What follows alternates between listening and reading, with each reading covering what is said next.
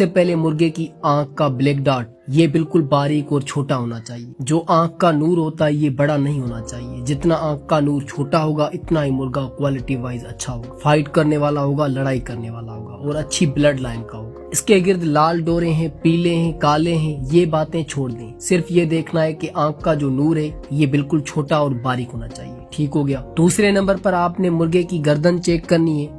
जैसे कि तस्वीर में आप एक मुर्गा देख रहे हैं, इसकी गर्दन काफी मोटी लग रही है, ठीक है, काफी जानदार गर्दन है। तो दोस्तों इसी तरह आपने मुर्गे की गर्दन देखनी है कि आया इसकी गर्दन बिल्कुल पतली सी ना हो, कमजोर सी ना हो। उसकी गर्दन के जो जोड़ होते हैं, जो हड्डियां होती है ना, उनके अंदर उंगलियां घुसाने की कोशिश करनी है। जोड़ आपस में मिले होने चाहिए, गैप ना हो, पक्के जोड़ हो।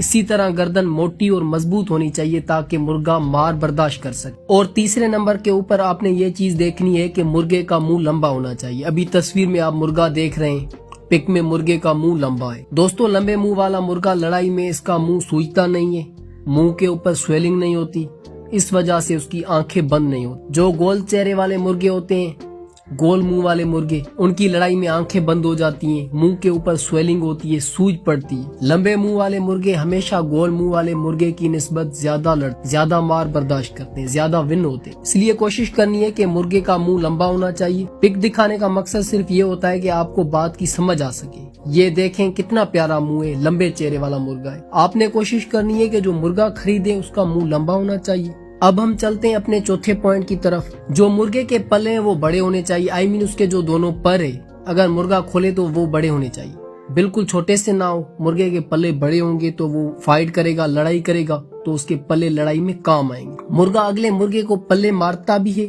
और उन्हीं पल्लों की मदद से वो दूसरे मुर्गे का दाव बचाता भी है। उन्हीं पल्लों की मदद से वो उड़ के कील मारता है और जब मुर्गे को फड़क लगती है तो नीचे गिरता है तो वही पल्ले उससे सहारा देते हैं, गिरने से बचाते। ये बड़ी आम बात होती है। मुर्गा लेते वक्त उसके पल्ले खोलकर चेक करने के पर छोटे से ना हो, पल्ला पूरा होना चाहिए और दोनों पल्ले एक साइज के हों। बड़े परों वाला मुर्गा हमेशा अच्छा कहलाता है। ये चौथा पॉइंट नोट कर लीजिए। अब पांचवी चीज आपने ये देखनी है कि मुर्गे की दुम का जोड़ वो बिल्कुल मजबूत जोड़ होना चाहिए। अभी आपको कैसे पता चलेगा कि जोड़ मजबूत है या नहीं? आपने अपने दाएं हाथ की दोनों उंगलियों को मुर्गे की दुम के ऊपर से पकड़ना है, उंगलियां दुम के अंदर घुसानी है। अगर आपकी दोनों उंगली उसके जोड़ के बीच फंस गई, ढीला सा जोड़ है, ये बड़ी जल्दी पता चल जाता है। अगर आपको महसूस होता है कि यार जोड़ इसका ढीला है तो फिर वो इतनी अच्छी, इतनी पायदार नस्ल नहीं समझी जाती। आपने पांचवें नंबर पे ये चीज नोट करनी है कि दुम का जोड़ बिल्कुल ठुका होना चाहिए। छठी चीज आपने ये देखनी है कि मुर्गे की जो नली है,